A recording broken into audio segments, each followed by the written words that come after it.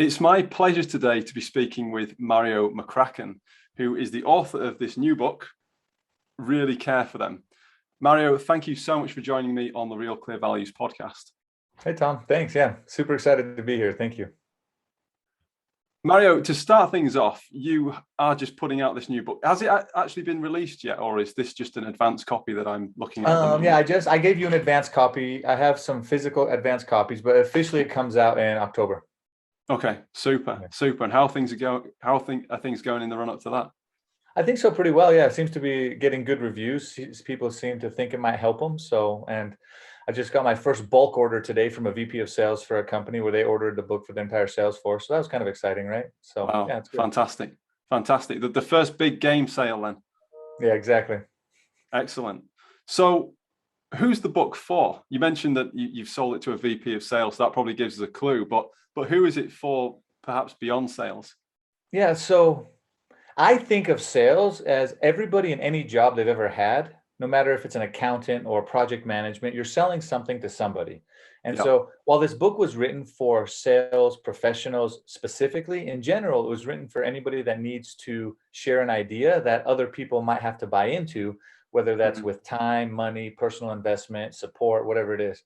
And so it's really written to get people in the right mindset instead of having a combative selling approach where I have to convince somebody of something. It's more, how do I help them and show enough care for them so that they'll want what I have to give?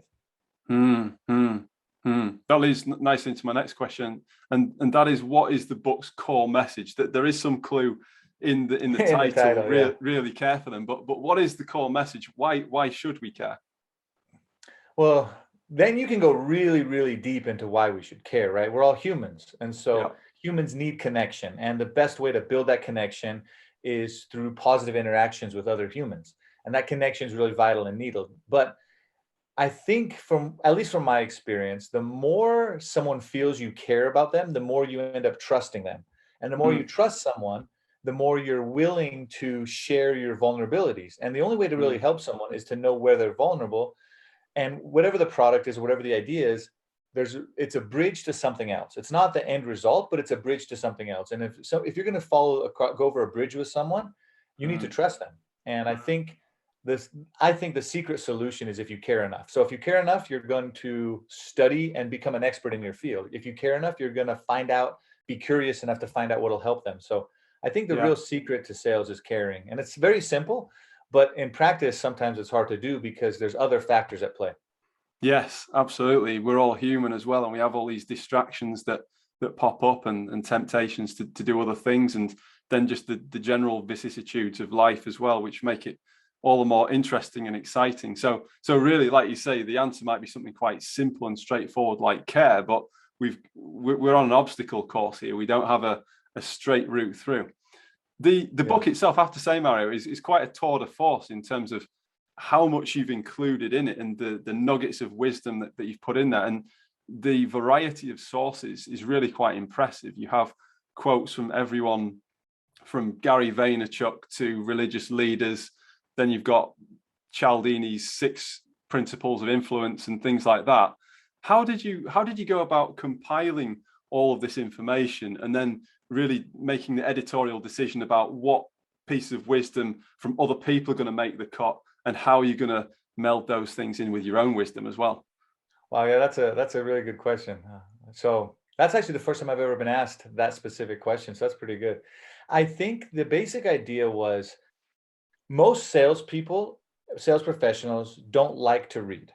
And I've met many career professionals. I would say over half have never read a book, at least just from my personal experience. Of the sales reps I've met, half have never actually read a book since they graduated college or left high school or whatever. And so this book, initially the setup was for them. It was built to be for people that, hey, I'm not going to go read a lengthy chapter book where I'm only going to get 10% of the value.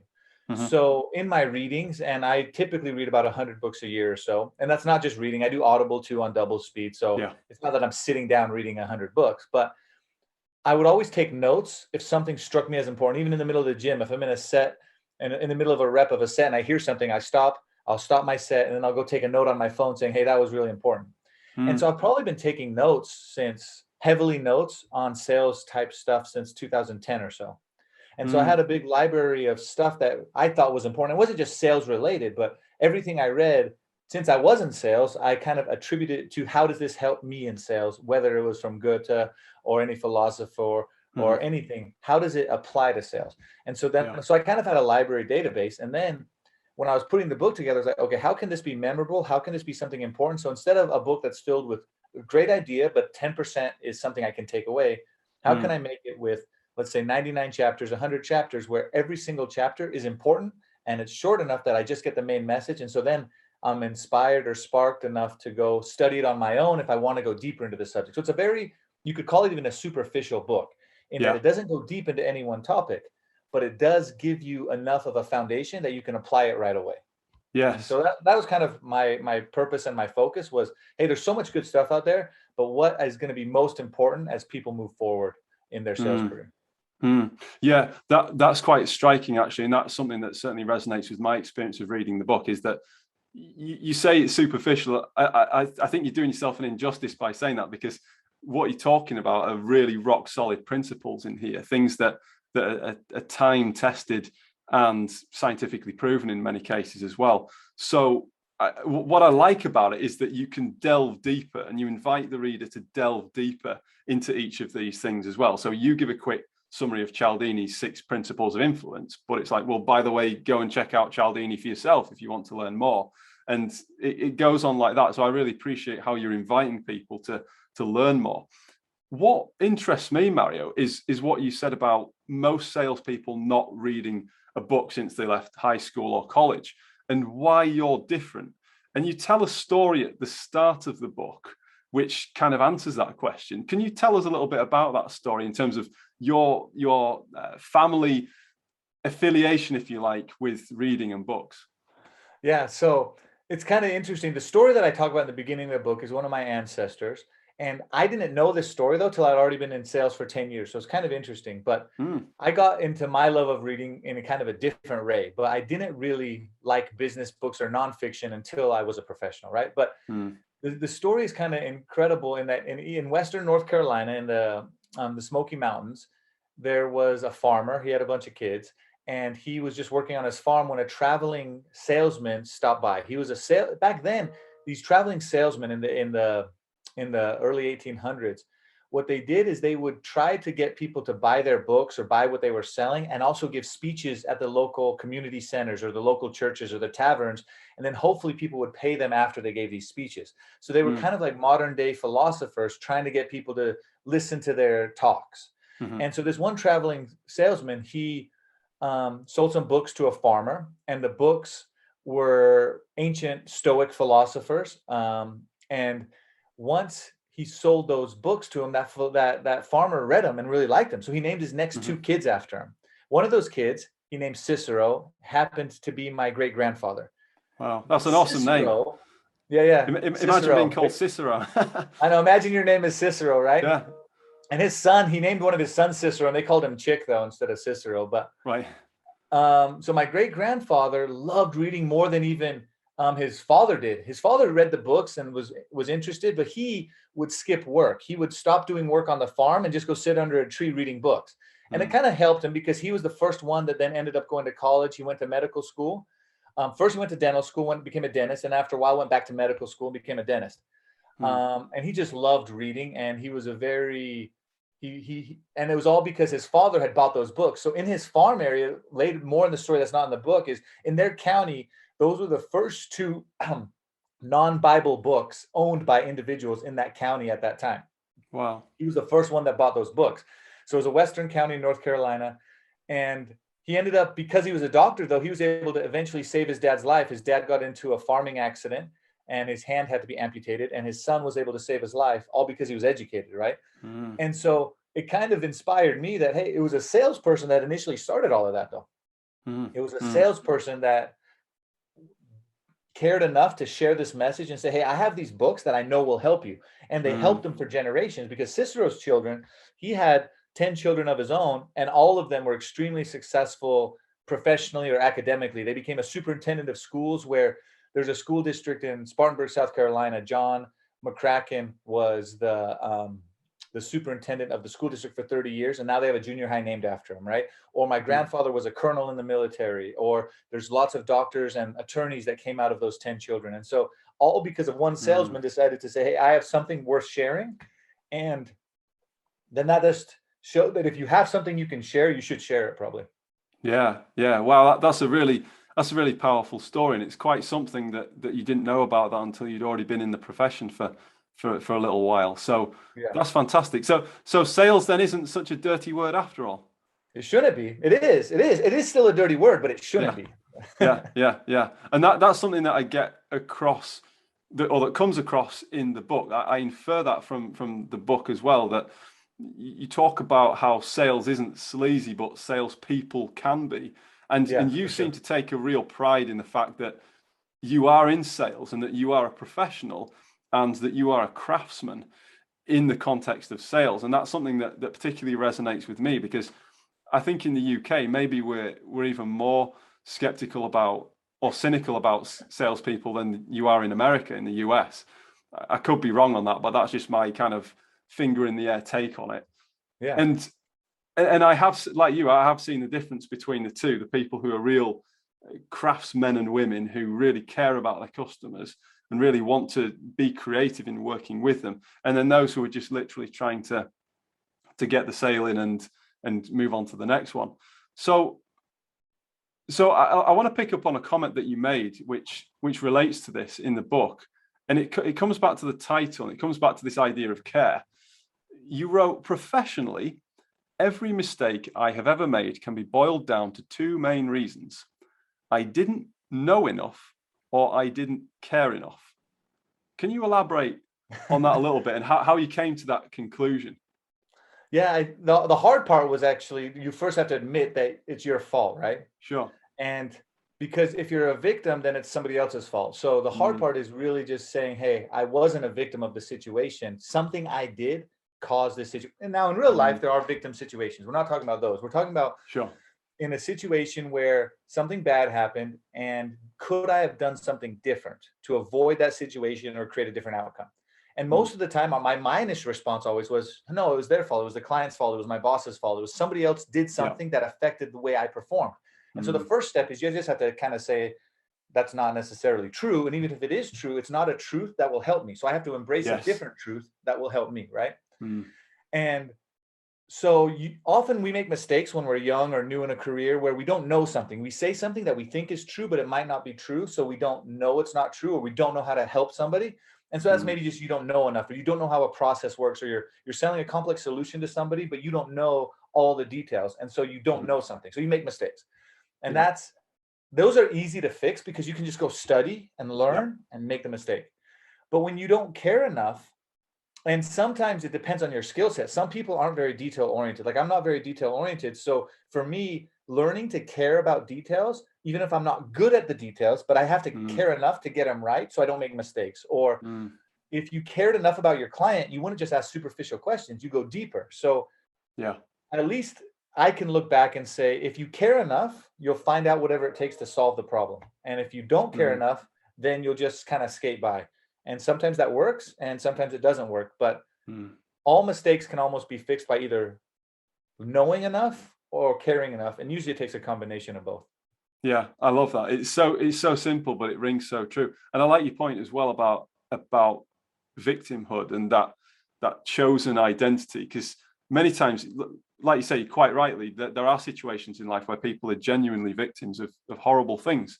But in the situation where you feel like you've been hard done by in your organizational context, or the customer's not been fair with you or whatever, you can choose whether to take that particular mantle on. And if you take that on, then you've got to ride it out and you've got to take all of the consequences. So you might have people feeling sorry for you, but do you really want people feeling sorry for you, or do you want to go out and get the results? So it's like that old binary of you can be a victim or a winner, but you can't be both. And that's something that I think bears reflecting on, certainly in the world that we live in today.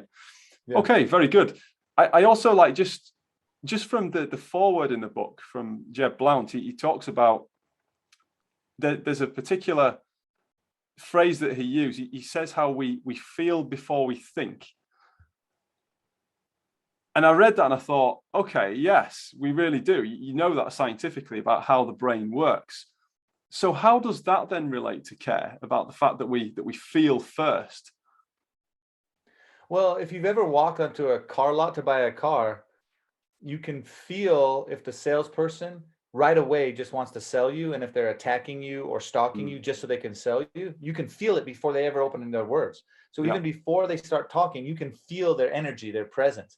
And yeah. I think that's true with every relationship. That's why when you walk into a room and you meet a stranger, you have that sense, oh, is this a good feeling or a bad feeling? And I think Mm, intuitively we all can kind of tell the intentions of other people. That's why you feel scared when you don't know why you feel scared sometimes, or you mm, feel, hey, this might not be a good situation, or I'm not safe here.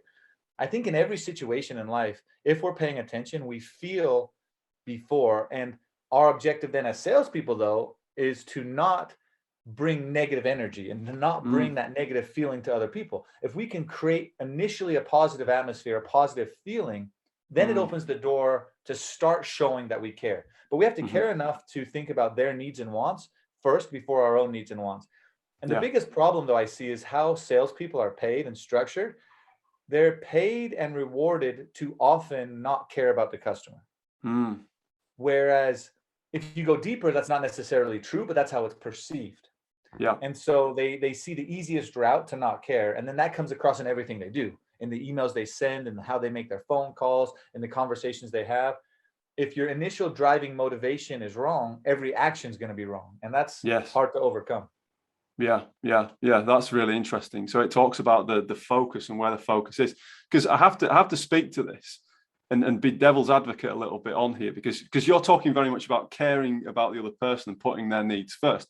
What if a cynic says to you, well, of course, you're only doing that though to get the sale. So really you're just being selfish. What would you say to that?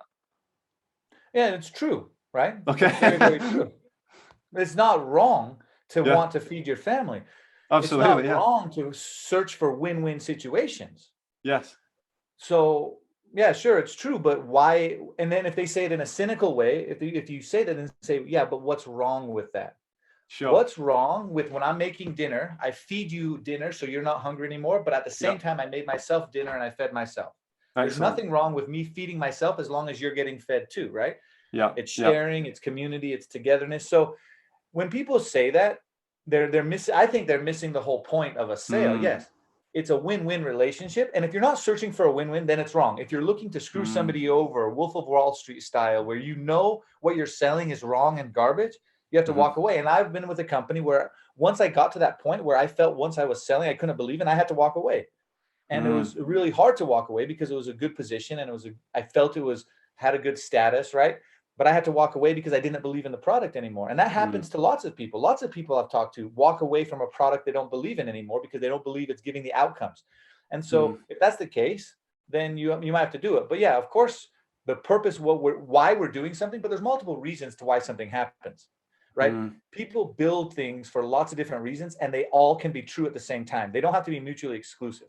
Yes, exactly. I love that point. And it speaks to those mentalities that I know Stephen R. Covey talks about it in Seven Habits of Highly Effective People, the scarcity mentality, where it's like it's this dichotomy of either I win and you lose, or you win and I lose, which is just obliterated by the abundance mentality, which means that actually we can both win.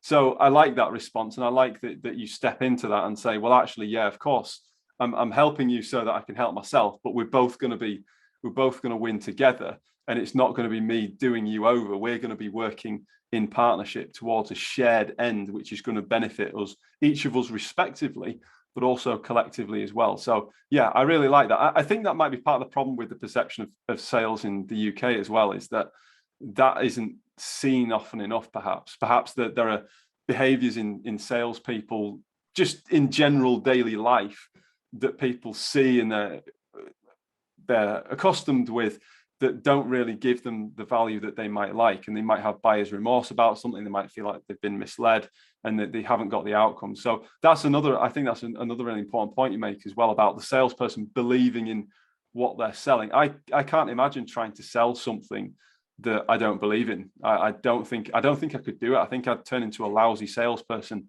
Oh, for pretty sure. quickly if I was trying to sell something that I didn't believe in. Okay, you mentioned in the book, I think that there's an axial moment, a pivotal moment that you talk about in the book, where you say, once I began to care, everything changed. And this is in relation to your sales career. So tell us a little bit about that. What was that moment? How did you come about the realization that you really needed to care? What kind of preceded that? And then what happened afterwards? Well, yeah, early on in my first sales job, I never wanted to be in sales. That's 100% true statement. I never wanted to. I didn't dream as a kid, hey, I'm going to be a salesperson when I grow up, right? It wasn't part of my plan. And so when I got the sales job, I took it because of the opportunity and the needs of my family at the time.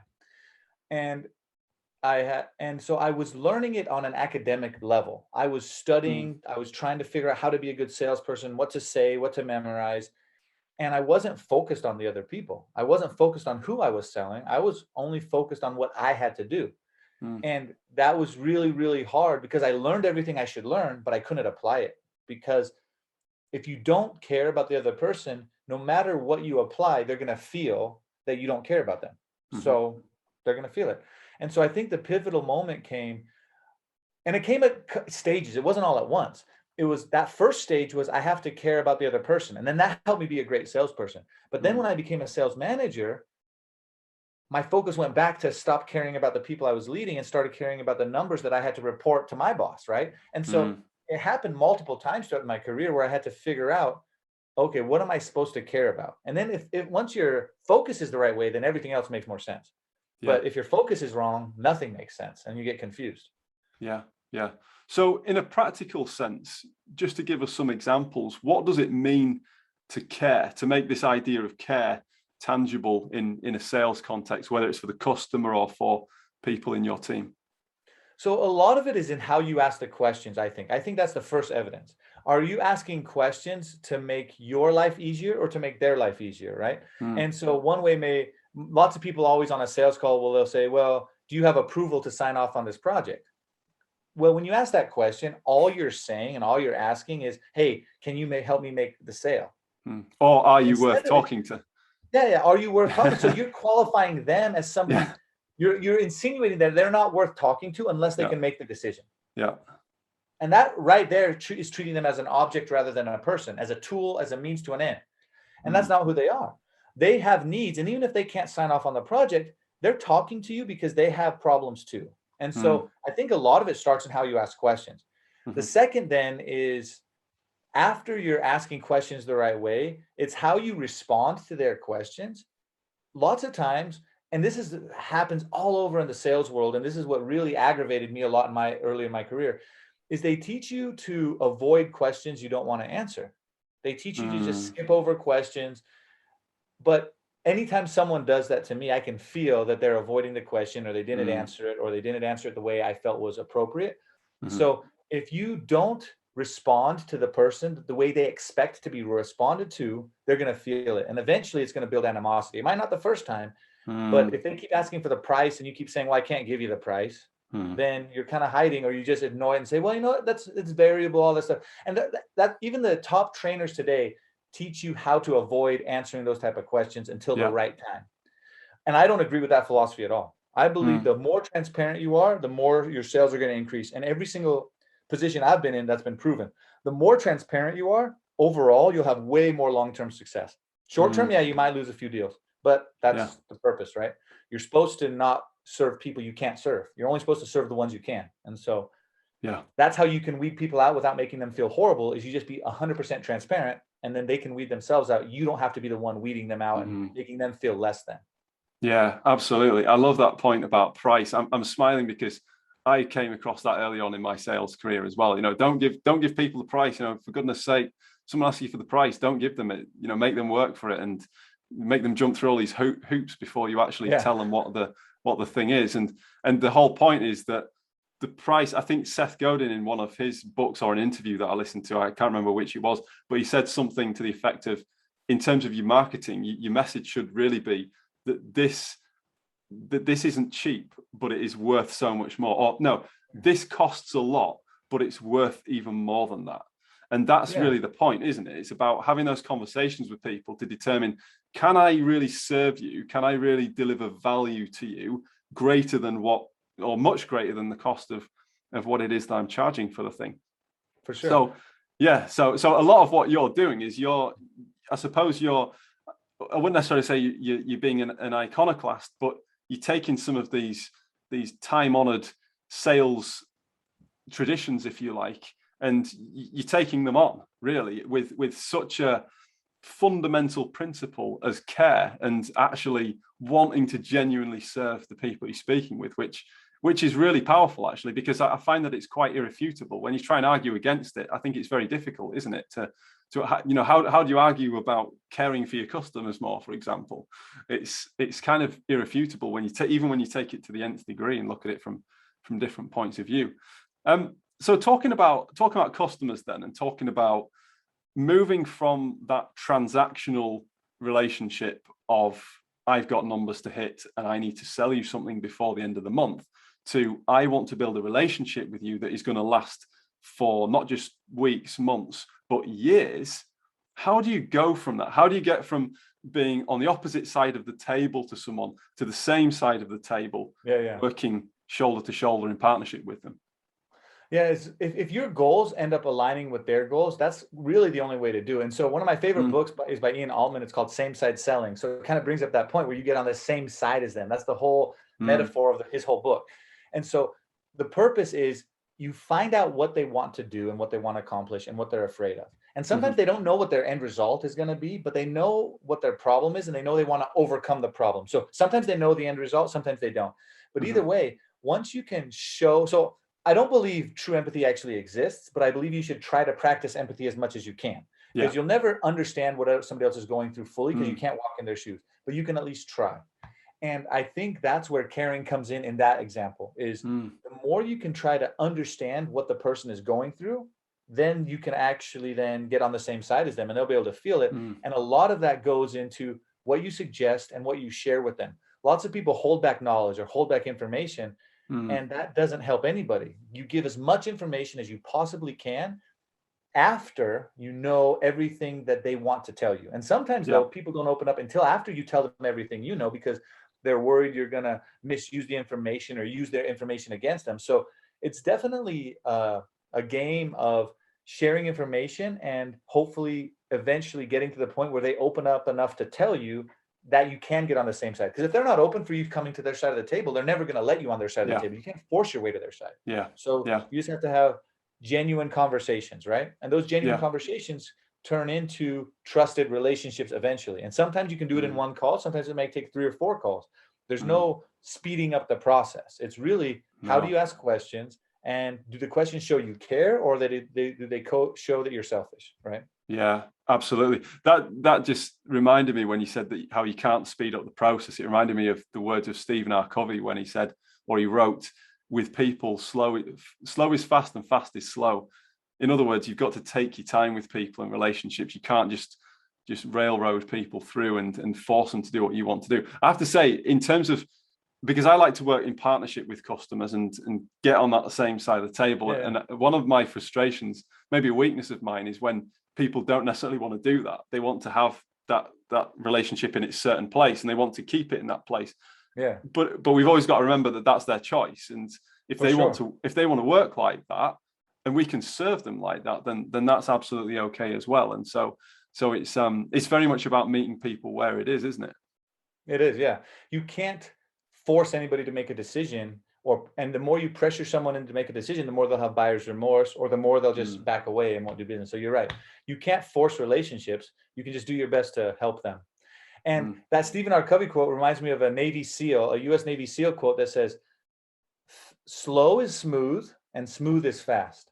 So if you want a frictionless relationship, you don't force it. And if you want it to be fast, you start off slow so it can be smooth, because in the end, a smooth relationship is a fast relationship, and the trust can build much faster if there's no friction.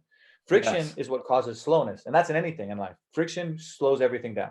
Yeah, I love that. I love that analogy, because you think of it in terms of physics, and obviously you want to reduce friction if you want to go faster. So it works very well, and we can all relate friction to relationships quite easily as well. So yeah, it is very much about that.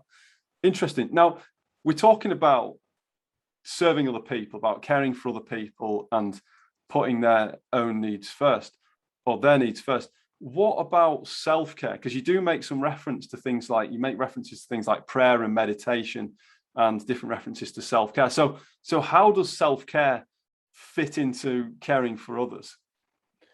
Yeah, it's different for everybody for sure. But for me, at least, I've noticed when I start getting angrier at people, not just people I'm working with, but if I start getting a short temper, or my first thought is, oh, that's dumb, or I don't like that idea. If my first thought is negative, then I know that something internally is already wrong, that I have to go fix something. And it's more, my first shot should thought your our first thought should always be, why did they say, if you don't agree with it, it shouldn't be, oh, that's dumb. It should be, why did they say that, right? Our first shot should be to try to understand. But when I notice that's not my first thought, then I know that, okay, what else is wrong? And so you can then look back and have an audit, right? You say, okay, have I been doing the things that align with my values? Have I been spending enough time doing other things outside of work that I need to do? And for some people, that might be prayer, meditation. For others, that might be getting enough sleep. For others, that might be community service. It just depends what you need. For others, it might be exercise, right? Or it could be all of them. But when you notice, hey, sorry about that. The dogs are barking back there. But when you notice that you're not behaving in the way that you want to behave, usually it's a reflection of something else in your life. And that's where self-care comes in. And for everybody, it could be different, but I think the self-care is super important and you just have to figure it out. Yes. I like that you talk about emotions and negative emotions as being an indicator that something's wrong internally, because we talk about these things and these ideas, we talk about these principles, and we can know them intellectually, but we have to apply them and we have to kind of take our own measure of where we are on a regular basis so that we can look after ourselves and ensure that we are fit for purpose in terms of our heads, our hearts, our spirits, and everything else. And I think that's a really important point, because you're like me in the sense that you're a bibliophile. You read a lot of books, an awful lot of books, and you get wisdom from everywhere. And I think that's fantastic. And for me, I know, and I'm sure for you as well, that will always be the case with the sort of people where we're always going to be learning. And I think there's so much to be said about becoming as well, and integrating all of that material as well, because and you speak in the book also about habits and building habits, because that's how we can almost automate certain behaviors within ourselves. It's like writing a computer script or computer program for ourselves. So actually every morning for me, I have a certain morning routine, and it's almost like the minimum viable routine for me to function well on a regular basis, but it doesn't fail. It's absolutely rock solid, because I've had a load of things that have happened in that particular time, a lot of it external stresses, but I know that every single morning it's like hitting the reset button. So I'm getting back to where I want to be on a level playing field, and then I can go again for the evils of the day, so to speak. So that's quite interesting. I think it's good that you mentioned about self-care in this as well, because I think that there is a problem when a lot of people feel like they have to sacrifice themselves, and they're just working, hustle, and there's no payment of attention to those internal feelings. So they might feel cross or angry at something minor, and it might be an overreaction, but they don't pay attention to that. They don't listen to that and think, well, hang on a minute, that was an overreaction. I did overreact to that. And what's going on? Have the conversation. Sometimes I talk to myself and what's going on, Tom? What's happening? And it sounds a bit crazy, but actually it works really well, because then it means that I can step back and do what I need to do to get right, so to speak. So that's great. I have to mention as well on this regard about courage and faith and belief. And these are things that come up in the book. And I have to ask this in the context of care, because someone reading this might think, well, if your goal is to care for the customers, then why do you need courage for that? Surely you can just go out and do that. Who's gonna scorn you for wanting to care for them and help them? So where does courage come into this, and what's the value of courage? So courage is often used synonymously with bravery, but they're very, very different actually. So bravery is taking action in the face of fear, grief, or pain, right? It's when you're afraid to do something, or it's painful, or the result is unknown. You have fear, grief, I don't know, pain, something's very painful. It's just taking action. So Yeah. you can be very brave by jumping off a cliff.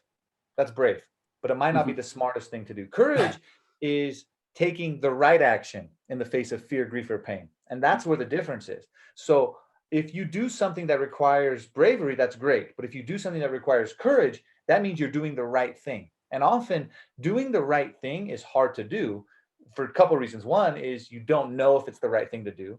So that makes it hard in the first place. But once you figure out what the right thing to do is, often doing the right thing isn't the easiest thing to do.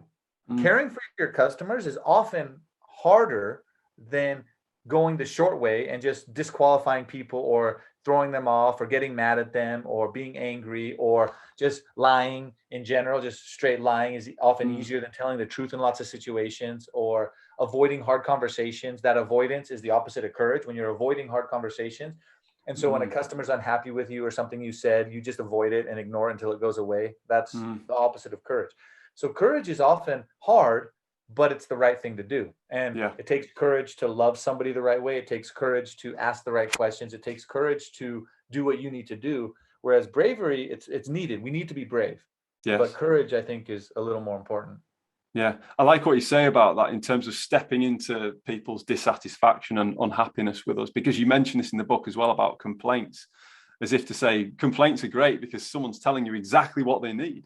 And you don't always get that information. Sometimes you have to ask a lot of questions and do a lot of research and digging to find out what it is that the customer actually needs. But if someone comes to you and says, hey, I've got a real problem with the service in X, Y, and Z areas, then bingo, you've got something that you can actually help with, and you uncover more about the pain points. And there might actually be other solutions that are more fit for their purposes in the process. So that's great. Yeah, I like that idea of using courage to step into the issues rather than shy away, because it's like the saying goes, if you don't want to know the answer to the question, then don't ask the question. So you can care for people and ask the caring questions, but you might not necessarily like what you hear. So then, yeah, being courageous is, exactly. Being courageous is then following through and actually doing something about it.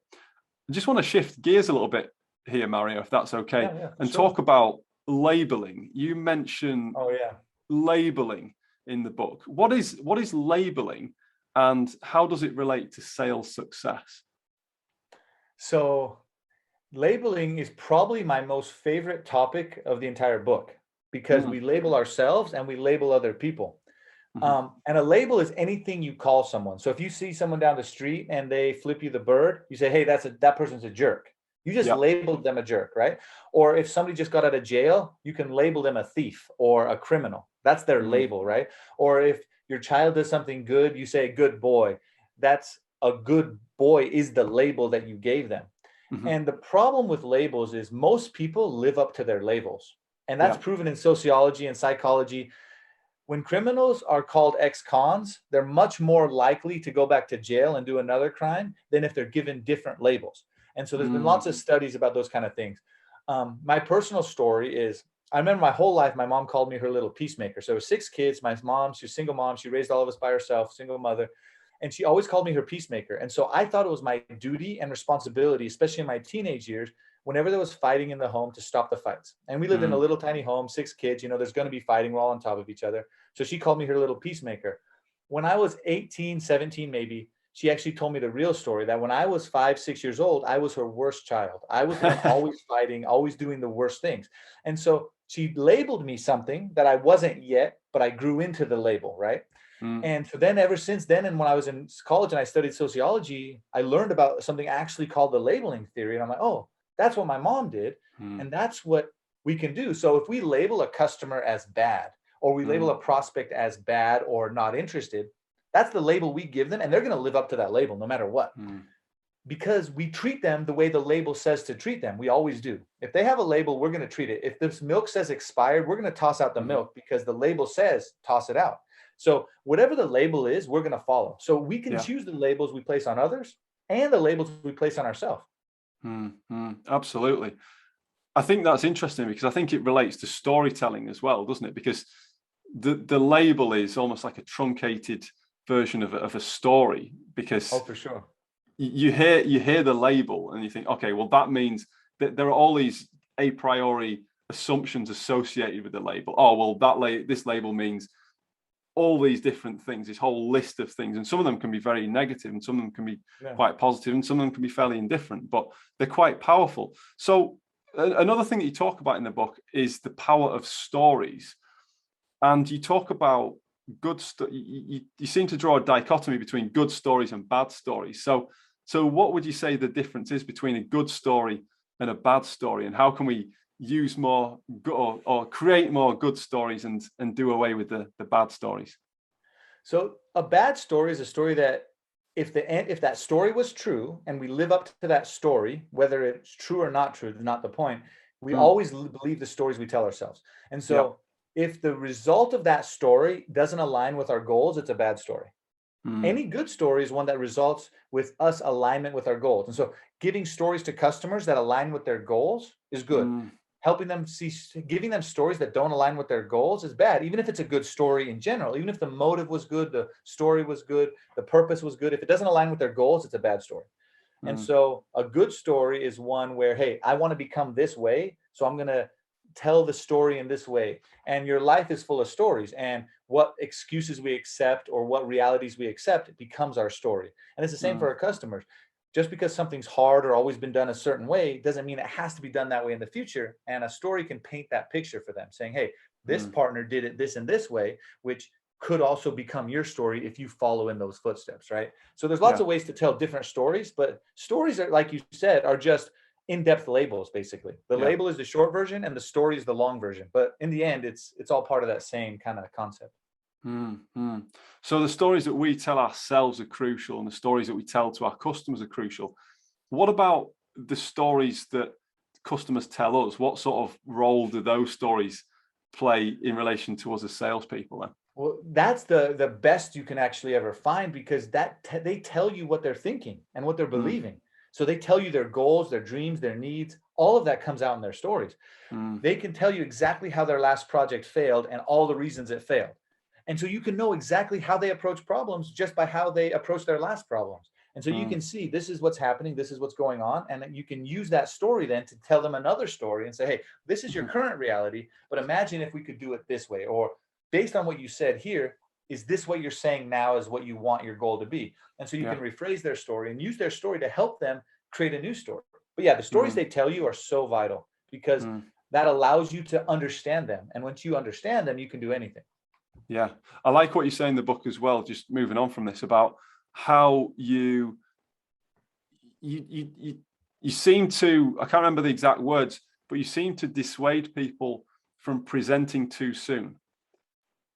And what I mean by that is that it seems to me, from having read the book, that you want people reading it to gather more information, to gather those customer stories, and then I think you put a quote in there. Oh, sorry, there is a quote from you, I believe it is. Yeah, have a conversation first. Never present until you know enough to create a personalized experience.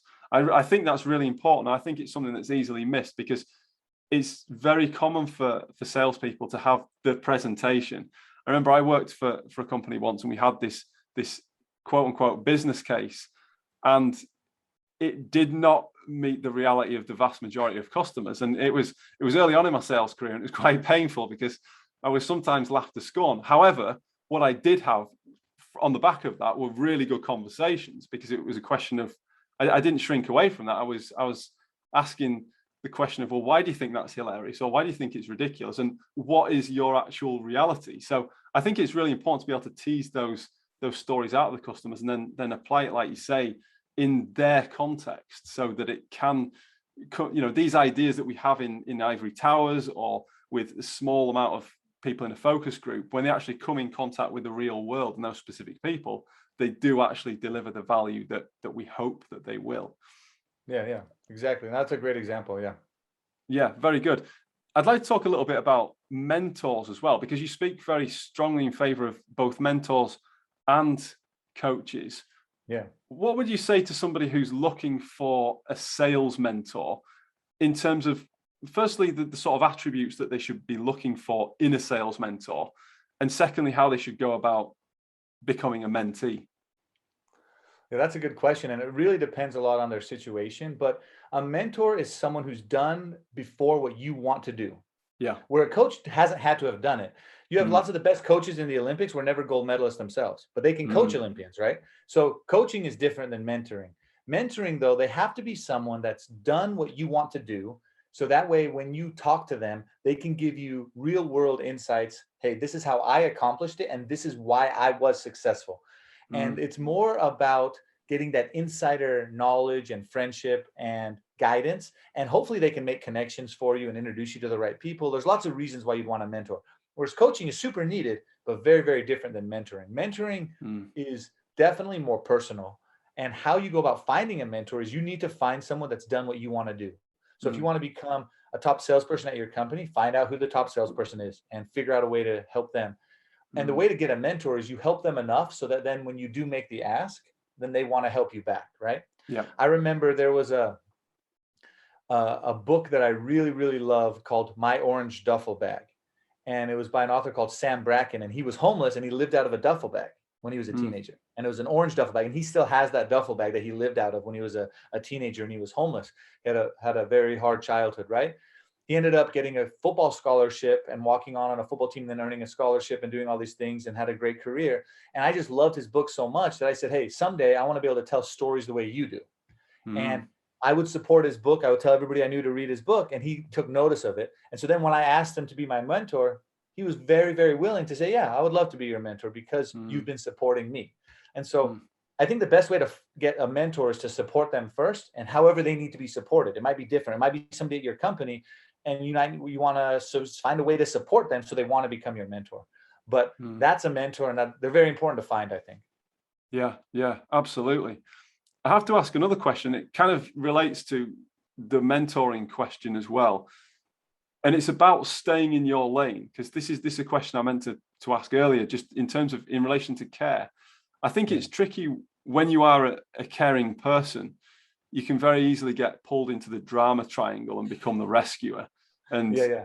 anybody who presents as a victim, like, oh my gosh, or somebody who is genuinely a victim and genuinely suffering. That there's a lot of suffering that goes on in the world, and it can be really difficult. It can be self-negating when we care about everything, when we feel the pain of the sins and sorrows of the world. It can be Yeah. self-negating.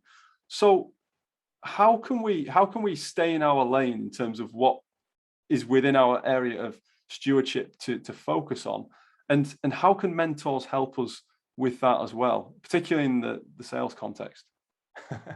Well, that's a really tough question. And that's really hard for most people, especially the more you care, the more you're open to those situations, right? Mm, And that's really tough. I guess mentors could help in that situation by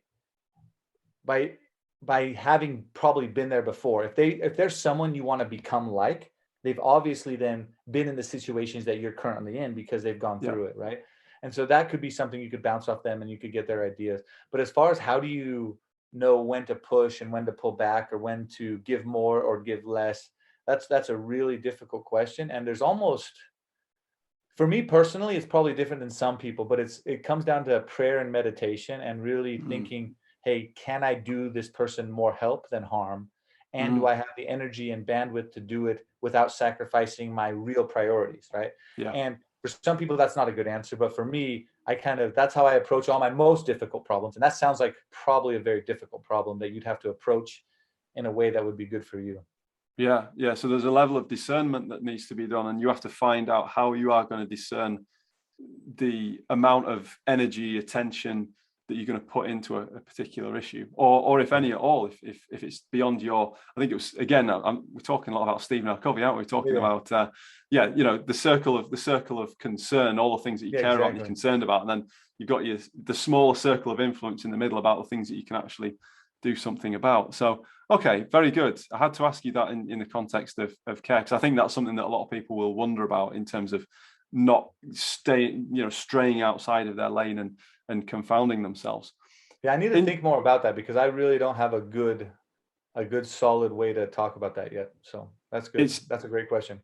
it's tricky. I found it this weekend actually, that there were a few things that that were tricky for me, shall we say, and I felt as I was getting a bit distracted, which is funny for me because in my own mentoring, I help people to fulfill their own purpose in a world full of distractions, temptations, and challenges. But of course, I'm still in the world myself as well, so I have to walk the talk, so to speak, in that respect. But it was a reminder to me that actually there are so many distractions and temptations and challenges that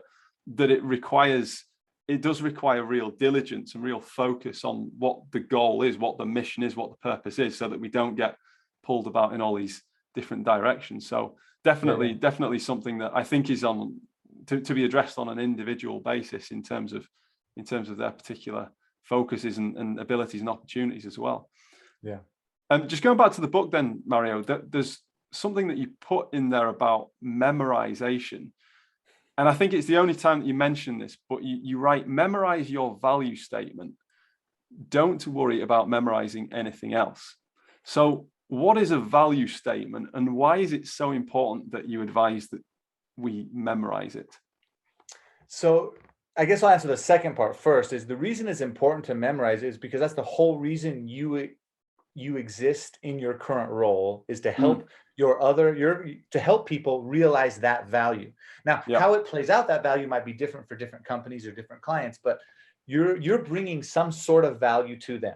And if you know your purpose, it's kind of like if you know your purpose, then you know everything else can fall into place. And so that's why the value statement is important to memorize, because you can say, hey, we help these people overcome these challenges to get these results. That's basically a value statement. Is this is what our clients face, these challenges. We help them get these results when they have these challenges. And so it's basically a way it's a short story that helps them paint the picture, saying, oh yeah, I am that person. It's like, I help overweight people lose weight and feel good without sacrificing all the foods they love. So, okay, I am an overweight person, so I want to feel good. I want to lose weight, but I don't want to sacrifice the foods I love. So I fit all the boxes of that story. So if you can tell that story about whatever product or service you're selling, that's what you should memorize, because that's your value. And if you know your value and what you're doing, then everything else can fall into place. Then you can have any type of conversation you want, because it always goes back to the main value. If your conversation is going in other places, it might be good because that's what they need, but you might not be a right fit to solve their problems if the value you bring isn't the value they need. And that's where conversations come into play. That's so important, isn't it? To have the integrity to be able to step back sometimes and say, you know what, I've listened to what you've had to say. Here's what I do. And in the discussion, I've realized that actually there are other people that meet your needs better than I do. So that's really important. And that's where, again, I think you have to be courageous to do that, because you might have other people leaning on you to get a result, i.e. some sales in. Hard. And so you have to have the courage and the integrity to be able to step back from that. But I love the idea of the value statement and being really focused on that, because it's quite a simple formula, really, isn't it? Or a simple structure. Again, it's a story that you're telling, but if you stick to it, that again, it comes back to that point about staying in your lane as well. I think if we are able to memorize it and internalize it, then I think that does help us to stay in our lane, so we're not caring about things that maybe aren't within our purview.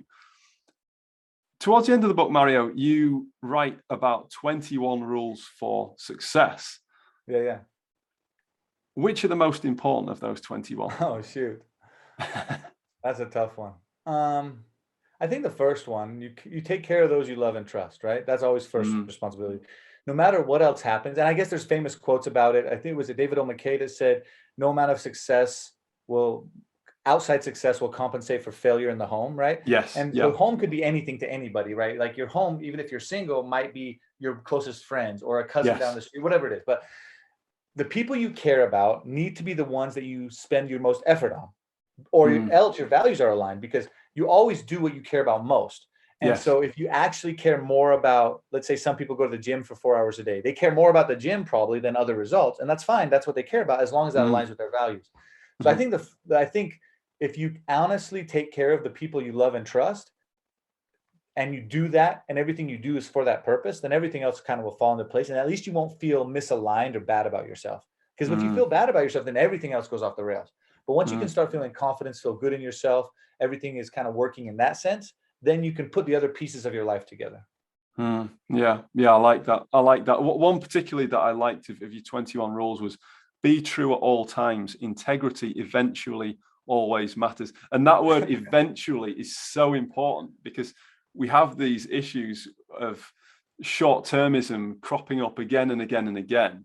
And then there seems to be this harvest of bad results or corporate scandals or implosions that seem to have come out of nowhere, but really they might have been years in the making because of behavior that doesn't align with integrity. So I like that. Integrity eventually always Lots matters. of people can win by lying short term, but eventually it always matters.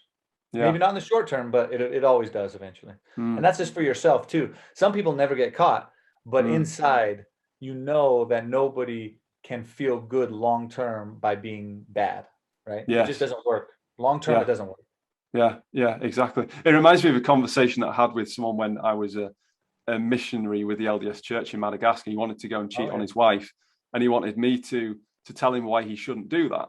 And I couldn't talk about sin, I couldn't talk about God, I couldn't talk about Jesus. And the thing that clinched it was the fact that he would always know inside himself that he'd cheated on his wife.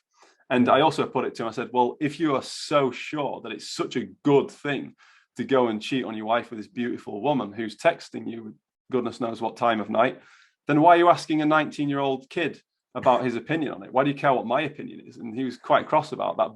But I think that the principle bore out, and he realized that actually that's a good point, because I am going to always know, whether my wife finds out or not, that I've actually done this thing, and I carry that with me. I can't expunge that from my character.